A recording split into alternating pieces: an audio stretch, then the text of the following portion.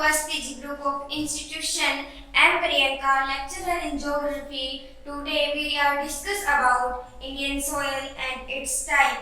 Let's start this topic.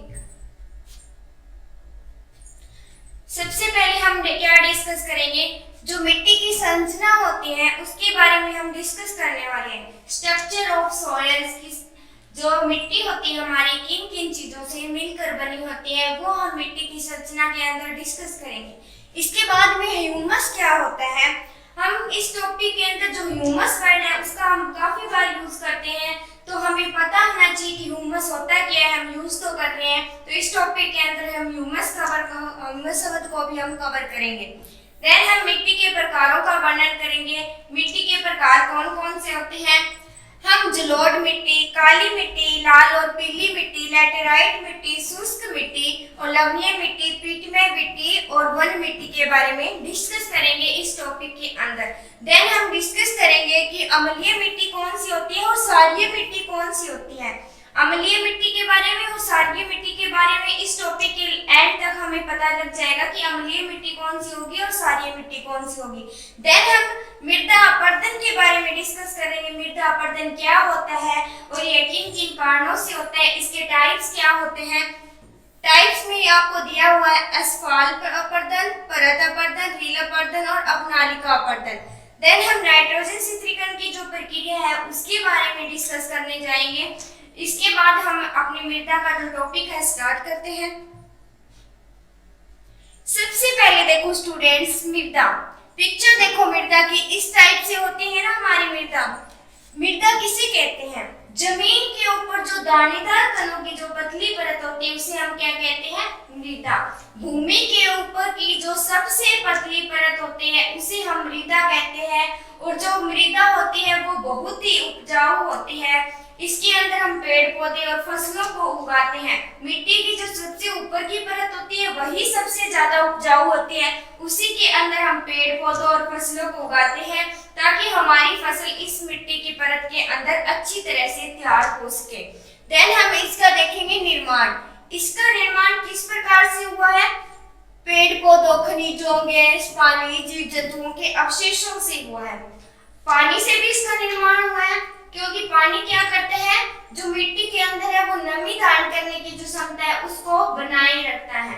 जीव जंतुओं के अवशेष जब मिट्टी के अंदर मिल जाते हैं तो उनके अंदर जो मौजूद होते हैं पोटेशियम, मिनरल्स, वो सारी मिट्टी के अंदर चले जाते हैं। जैसे हवा आती है या बारिश के टाइम में, जब हमारा बारिश के टाइम और बारिश आती है तब हमारे पेड़ पौधों की पत्तियां होती है नीचे मिट्टी के अंदर गिर जाती है और फिर डिकम्पोजिशन होने के बाद वो मिट्टी के अंदर मिल जाती हैं। उनके अंदर जो अंश होता है मिनरल्स का वो हमारी मिट्टी के अंदर ट्रांसफर हो जाता है। तो इस प्रकार हमारी मिट्टी बनती है।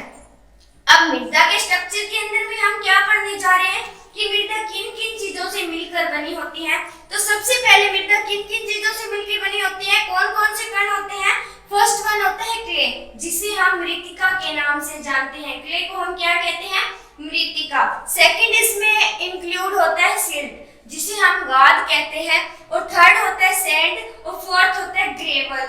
ये फोर टाइप्स के जो हमारे पार्टिकल होते हैं, कण होते हैं, इनको हम मृदा का और मृदा के निर्माण में क्या होते हैं, हमारे बहुत ही सहायक होते हैं। जो क्ले होती है वो क्या होती है, सबसे महीन कणों वाली होती है। इस पिक्चर के अंदर मैंने आपको शो करके दिखाया है कि जो क्ले होती है वो बहुत ही महीन कणों से मिलकर बनी होती है। उसके बाद में हमारी सिल्ट बनती है। जो क्ले का कणों का आकार होता है उससे थोड़ा सा बड़ा आकार होता है सिल्ट का। देन होती है सैंड। सैंड का आकार सिल्ट से थोड़ा बड़ा होता है। उसके बाद हम बात करेंगे ग्रेवल की। वो बजरी होती है, वो सबसे बड़ी होती है इन तीनों में से। तो हम इसका अलग अलग प्रकार से वर्णन कर रहे हैं। सबसे पहले हम क्ले के बारे में देखेंगे। क्ले क्या होती है, सबसे महीन कणों वाली मिट्टी होती है। सिल्ट होती है, उससे थोड़े बड़े आकार वाले कण होते हैं। सैंड के अंदर उससे बड़े आकार के होते हैं। और बजरी होती है, आपने देखी होगी कितने बड़े बड़े कंकड़ पत्थर होते हैं बजरी के अंदर शामिल। और जो हमारी सिल्ट होती है, यानी सिल्ट होती है, ये हमारी गाद के रूप में होती है, यानी जैसे कीचड़ होता है उस टाइप में हमारी सिल्ट मिलती है। हम देखेंगे कि जो क्ले होता है, क्ले सबसे ही महीन कणों वाली होती है। महीन कणों वाली होने के कारण इसके अंदर जो नमी धारण करने की क्षमता क्या होती है, सबसे ज्यादा होती है। यह मिट्टी अपने अंदर सबसे ज्यादा नमी को धारण करके रख सकती है। अब हमने ह्यूमस वर्ड का जो हमने स्टार्टिंग में नाम लिया था, ह्यूमस वर्ड क्या होता है, तो हम देखेंगे ह्यूमस क्या होता है। ह्यूमस होता है गाढ़े भूरे रंग का या काले रंग का कार्बनिक पदार्थ होता है, जैसा कि आपको इस पिक्चर के अंदर शो किया गया है। ये ब्राउन और ब्लैक कलर में होता है।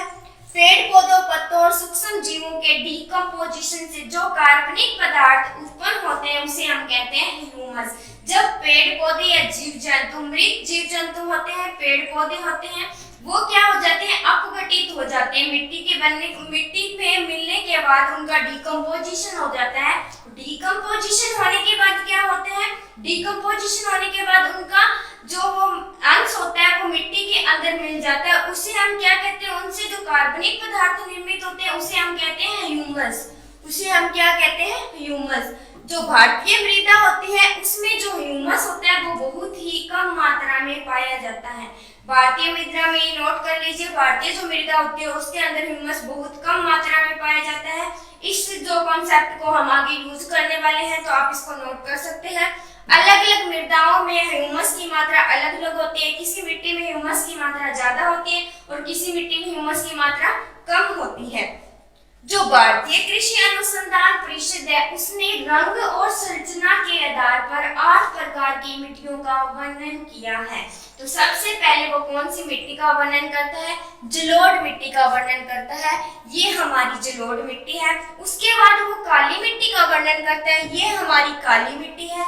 लाल एवं पीली मिट्टी का वर्णन करेंगे, ये हमारी लाल एवं पीली मिट्टी है। फिर हम लेटेराइट मिट्टी के बारे में डिस्कस करेंगे, ये हमारी लेटेराइट मिट्टी है। फिर हम शुष्क मिट्टी के बारे में वर्णन करेंगे, लवणीय मिट्टी के बारे में, पीटमय मिट्टी के बारे में और वन मिट्टी के बारे में। इन 8 प्रकार के सॉइल्स को हम इस टॉपिक के अंदर कवर करने जा रहे हैं। तो सबसे पहले हम एलुवियल सॉइल यानी जलोढ़ मिट्टी के बारे में डिस्कस करेंगे, किन किन स्टेट में ये पाई जाती है, इंडिया के कितने % क्षेत्रफल को ये कवर कर रही है। तो लेट्स स्टार्ट एलुवियल सॉइल। इसे दोमट मिट्टी या कछारी मिट्टी कहा जाता है। अब एलुवियल सॉइल होती है उसे हम जलोढ़ मिट्टी के नाम से जाना जाता है, लेकिन स्टूडेंट्स को क्या होता है, पता नहीं होता कि दो दोमट मिट्टी होती है और कछारी मिट्टी होती है, उसे भी हम क्या कहते हैं, एलुवियल सॉइल यानी जलोढ़ मिट्टी। तो स्टूडेंट्स आप नोट कीजिए, कर लीजिए, ये वेरी इंपॉर्टेंट है। दोनों क्वेश्चंस आपके कंपटीशन एग्जाम में और बोर्ड्स एग्जाम में पूछ लिया जाता है कि दोमट मिट्टी किसे कहते हैं और कछारी मिट्टी किसे कहते हैं। और अब हम देखेंगे कि ये एलुवियल सॉइल है, ये बनी किन चीजों से है। तो इसके अंदर जो बालू का अंश होता है वो कितना होता है, 40% बालू इसके अंदर इंक्लूड की जाती है। और हमारी जो क्ले होती है वो भी 40% इंक्लूड की जाती है। और हमारा सिल्ट होता है वो 20% इसके अंदर इंक्लूड कर लिया जाता है। यानी 40%, 20%, 100% जो हमारा हो गया वो हमारी मैन्युफैक्चर हो गई है एलुवियल सॉइल। भारत की सबसे उपजाऊ मिट्टी है। अब ये भारत की सबसे उपजाऊ मिट्टी कैसे है, क्योंकि इसके अंदर उर्वरकों की जो मात्रा होती है पहले से इसके अंदर इंक्लूड होती है। इससे कम मात्रा में उर्वरकों की आवश्यकता होती है, इसीलिए भारत की सबसे उपजाऊ मिट्टी होती है। दोमट मिट्टी है जो हमारी यानी जलोढ़ मिट्टी है, वो भारत के कुल क्षेत्रफल के 40% भाग को कवर किए हुए है। आप देख सकते हो पंजाब से असम तक का भाग और यहाँ तटीय इलाकों वाले भाग को भी ये जलोढ़ मिट्टी क्या कर लेती है, कवर कर लेती है। ये मिट्टी भारत के पंजाब से असम तक के विशाल मैदानों में पाई जाती है। जैसा कि मैंने अभी आपको बताया, ये पंजाब से स्टार्ट होकर असम तक के इलाकों में फैली हुई है। यहाँ पर ये कृष्णा, कावेरी, गोदावरी नदी भी घाटी में फैली हुई है। यहाँ तटीय मैदानों में भी पाई जाती है और उत्तरी भारत का जो विशाल मैदान है वहां पर भी ये मिट्टी पाई जाती है। अब देखो इस मिट्टी में क्या कौन कौन से जो मिनरल्स होते हैं, पोटेशियम, चूना और फास्फोरस एसिड होता है, जो उसकी क्या होती है, इसमें प्रचुर मात्रा होती है। लेकिन जो ह्यूमस और नाइट्रोजन की इस मिट्टी के अंदर कमी होती है। मैंने आपको पहले ही बता दिया, जो हमारी भारतीय मृदा होगी उसके अंदर वो ह्यूमस की मात्रा कम ही मिलेगी। ये मिट्टी धान की खेती के लिए सबसे उपयुक्त होती है। अब धान की खेती के लिए क्यों उपयुक्त होती है? क्योंकि चावल को हमेशा पानी की जरूरत होती है, उस फसल को हम हमेशा पानी के अंदर ही रखते हैं। तो जलोढ़ मिट्टी एक ऐसी मिट्टी है जो इसके अंदर नमी धारण करने की क्षमता सबसे ज्यादा होती है, इसीलिए जलोढ़ मिट्टी है वो चावल की खेती के लिए सर्वाधिक उपयुक्त प्रकार की मिट्टी मानी जाती है। अब जलोढ़ मिट्टी होती है वो दो प्रकार की होती है, एक होती है नई जलोढ़ मिट्टी और दूसरी होती है पुरानी जलोढ़ मिट्टी। अब नई जलोढ़ मिट्टी कौन सी होती है और पुरानी जलोढ़ मिट्टी कौन सी होती है? नई जलोढ़ मिट्टी होती है उसको हम कहते हैं आमतौर पर खादर के नाम से, और जो पुरानी जलोढ़ मिट्टी होती है उसे हम बांगर के नाम से रिप्रेजेंट करते हैं या बोलते हैं, उसको हम खादर और बांगर। अब जो नवीन जलोढ़ मिट्टी है वो कैसे बनती है? क्या नदियां क्या करती हैं, हर साल अपने साथ जो अवसाद लेके आती है उनको उत्तरी भारत के विशाल मैदानों में जमाव कर देती है, उनका निक्षेपण कर देती है, और वो ये काम हर साल करती रहती है।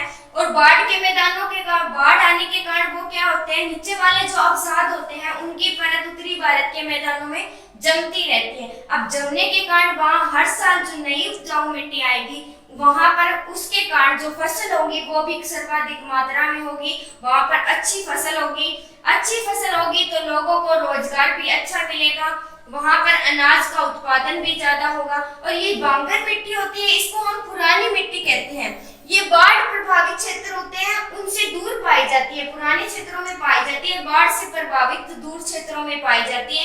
जहां बाढ़ आएगी वहां तो हर साल मिट्टियों का नया जमाव होता रहेगा, और ये बाढ़ प्रभावित क्षेत्रों से दूर पाई जाती है। इस मिट्टी की उर्वरकता कम होती है क्योंकि यहाँ हर साल नदियां अपनी नई मिट्टियों का निर्माण नहीं करती है, इसलिए मिट्टी कम उर्वरकता वाली मानी जाती है। देन हम काली मिट्टी के बारे में डिस्कस करेंगे।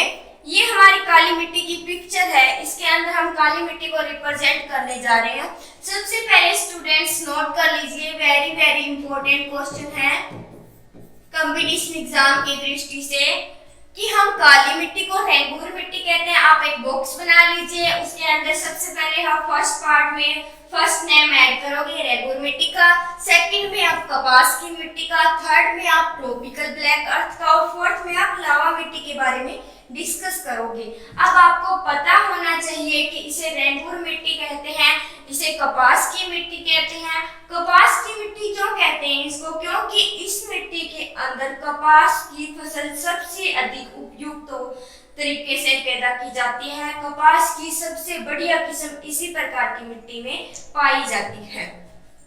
ठीक है, लावा मिट्टी, इसका निर्माण ज्वालामुखी विस्फोट से निकला। अब लावा मिट्टी का निर्माण किस प्रकार हुआ? ये ज्वालामुखी है, ज्वालामुखी में जब विस्फोट होता है, जब पृथ्वी के अंदर के जो मटेरियल्स होते हैं, पदार्थ होते हैं, गर्म होकर बाहर निकलते हैं, तब ज्वालामुखी फटता है। जब ज्वालामुखी के अंदर जो तरल पदार्थ होता है उसे हम कहते हैं मेग्मा। क्या कहते हैं उसे हम? मेग्मा। आप नोट करना चाहो तो कर सकते हैं, उसको हम मेग्मा कहते हैं। जब मेग्मा धरातल या वायु के संपर्क में आने से बाहर आता है, बाहर आने के बाद जम जाता है, जमकर पृथ्वी के धरातल पर परत दर परत बनाता रहता है। परत दर परत बनाने के बाद जब वो जमने के बाद उसको हम कहते हैं लावा। जमने के बाद उसको कहेंगे लावा। जब वो तरल फॉर्म में होगा तो उसको हम मेग्मा कहेंगे, जब वो ठोस फॉर्म में होगा तो उसे हम कहेंगे लावा। और जब लावा की परतें बार बार विस्फोट होने से जमती रहती है तो उससे हमारी बेसाल्ट लावा की चट्टानें हैं उनका निर्माण हो जाता है। और बेसाल्ट लावा की चट्टानें अपक्षय और अपरदन की प्रक्रिया के द्वारा जब उनमें टूट फूट होता है तो वो काली मिट्टी के अंदर कन्वर्ट हो जाती है।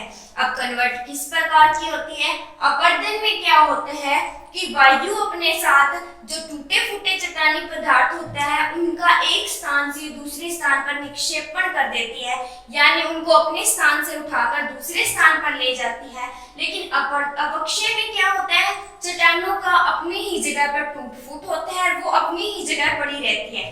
तो इसके अंदर जो अपक्षय की प्रक्रिया है वो ज्यादा काम आती है, ज्यादा काम करती है। तो इसी कारण यहाँ पर काली मिट्टी का निर्माण हो जाता है।